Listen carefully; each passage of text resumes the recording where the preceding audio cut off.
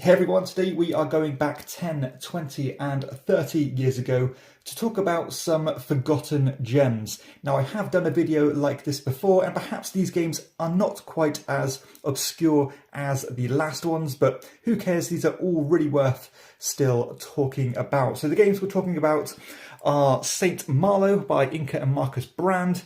We're going to take a look at Manhattan by Andreas Seyfarth and also Alhambra by Dirk Hen, and spoiler alert, these are all really good games. But before I go into my thoughts on these games, I want to give a shout out to the show's sponsor, KIENDA.co.uk, who are my go-to online retailer, and if you use the link in my show notes or the QR code, then you can get 5% off your first order. So let's start with the smallest of the three. This is Saint Malo by Inka and Marcus Brand. This one accommodates 2 to 5 players and takes around 45 minutes to play on average. Now this is actually one of the forefathers of the roll and write genre of games, and this one does utilize that Yahtzee style mechanism. As you're rolling a big cluster of dice and selecting one of those symbols, you do get some re-rolls.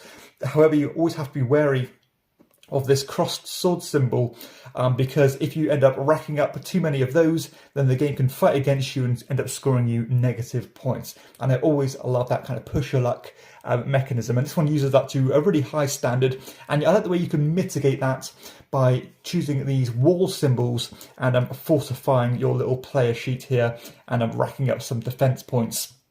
But essentially you are trying to fill up your little town square here. You have quite a restricted little grid there, and you are collecting resources. You're using those resources to build buildings. You're building churches, which will score you based on set collection.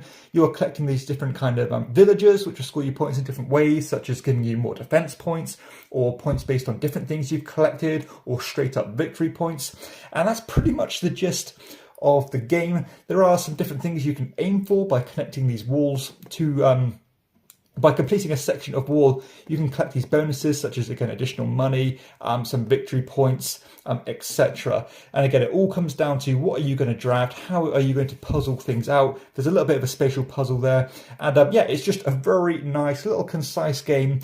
Kind of a lot of stuff we've seen before, but bearing in mind this game does go back 10 years, I think this one did a good job of really laying a strong foundation for this Yahtzee variant roll and write genre of games. And this one still holds up remarkably well. You are probably aware that maybe 3-4 years ago, there were so many roll and write style games coming out, and they still are.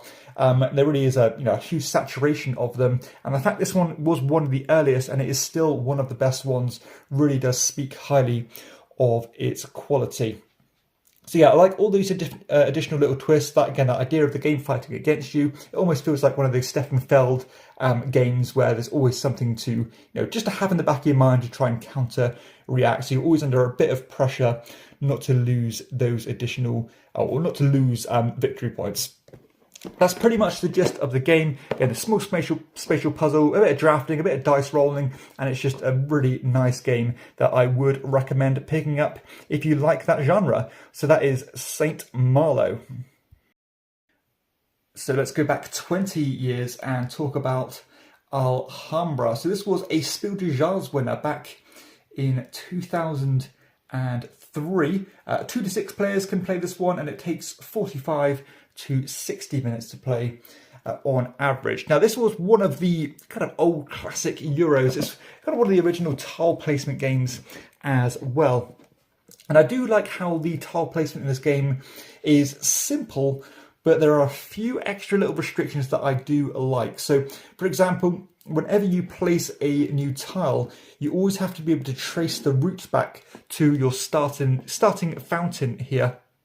And that's not always easy, because if you notice here, each tile, or most of the tiles, have kind of a black border on them, and those are walls that you are trying to construct. And basically the longer your wall is around the parameter of your town square or your Alhambra, it means that there's more points available to you. So it's another scoring mechanism. but it can actually hurt you if you don't place it too optimally, because it could end up creating a border or a barricade tracing back to the fountain. So a nice little puzzle there to overcome. The reason you're trying to collect these tiles is based on these colours.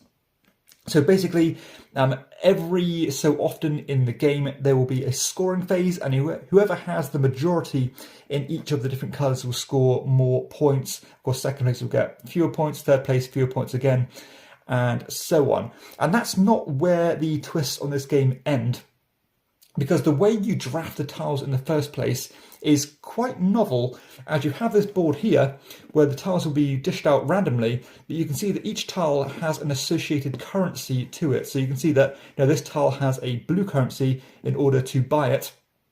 And what you're doing is you're collecting these currency cards, which come in 4 different colours, and basically then you are cashing those cards in to get the relevant tiles. But of course, sometimes there's going to be more or fewer available options of a certain currency, meaning that certain tiles might be more rare or harder to get hold of.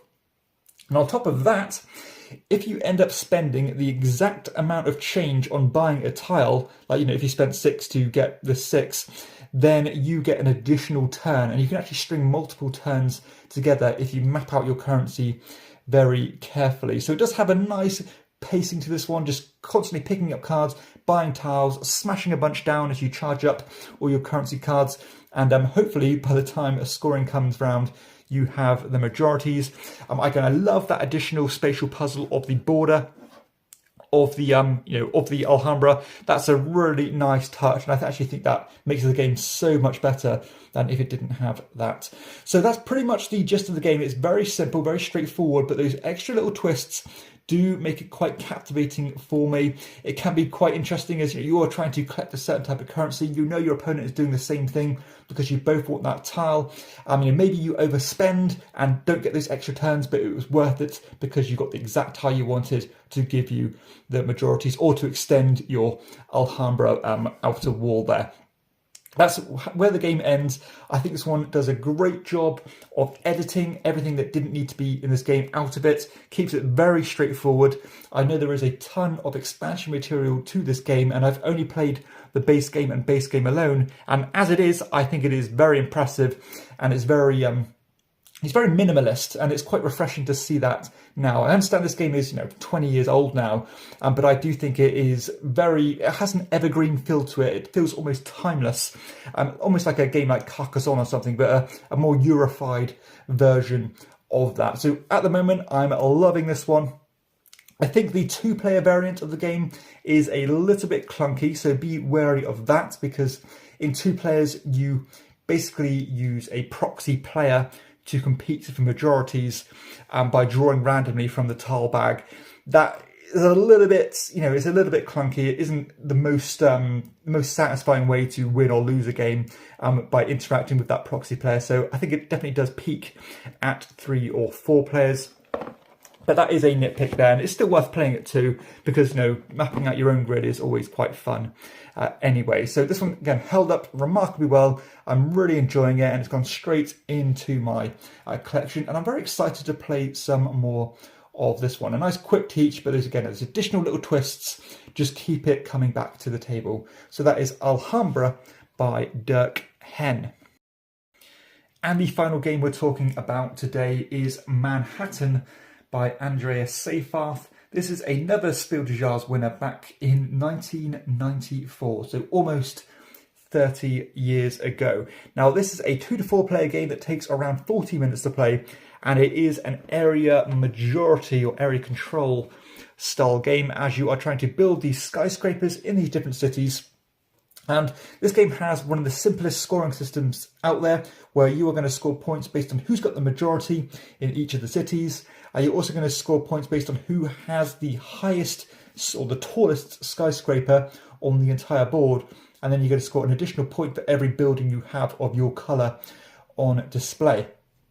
Now, the actual action system in this game is super simple, as you have this hand of cards which will show a grid on it. And if you notice, each of these grids shows where you can deploy one of your buildings. And depending on where you're sat on the table, that location will change. Because say I'm sat facing this way, my top left-hand corner is going to be here, whereas if I sat facing this way, my top left-hand corner is going to be here. So every card is going to mean something else or something different to each player. Now, there are some additional twists to this game, as you can actually build on top of other players' skyscrapers and claim that building for your own, as long as you have an equal amount or more amount of your player pieces in that particular skyscraper. So there definitely is some confrontation here. It can be a little bit spiteful at times and even feel a little bit mean, but I always felt that it came through in quite a jovial and fun and almost light-hearted way. So I think you've got to be prepared to be in for a bit of a knife fight in this game. Be conscious of the fact that you are going to get attacked and have your buildings conquered by other players. But it never feels nasty because you are always just reacting to the cards available to you. I think it does a great job of giving you a limited hand size so that your options aren't overwhelming, but you have enough to decide for yourself. And I like the fact that each round you have to decide which buildings you are going to take to be able to be deployed. Are you going to go straight in with your huge stacks? Are you going to put your small ones down just to build a foundation? It's just a very dynamic, quick, breezy game with a lot of player interaction, simple scoring, very accessible. Scales well at 3 or 4 players. And I just think this game has been a bit of a grow-up for me.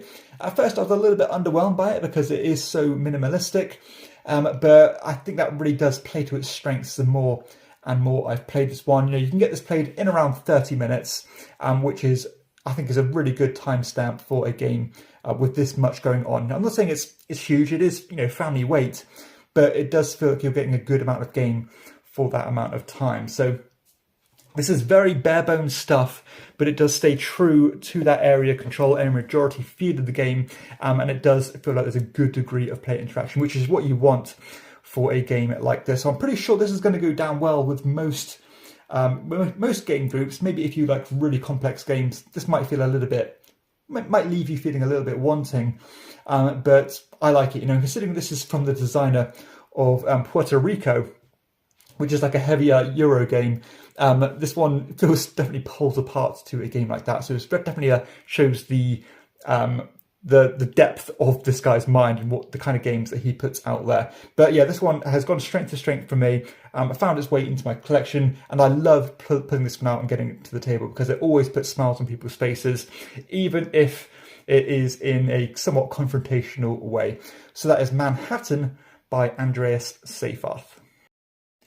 So there we have it. That concludes the video. Hopefully you have enjoyed it as much as I have, because it's always nice to talk about these older games with so many people talking about the new hotness. I don't think that's always necessary. Sometimes these old games are just as good, if not better, than the new stuff coming out. If you have enjoyed the video, please be sure to hit like and subscribe to my channel. And for everybody else, I'll see you next time on Chairman of the Board. Bye-bye.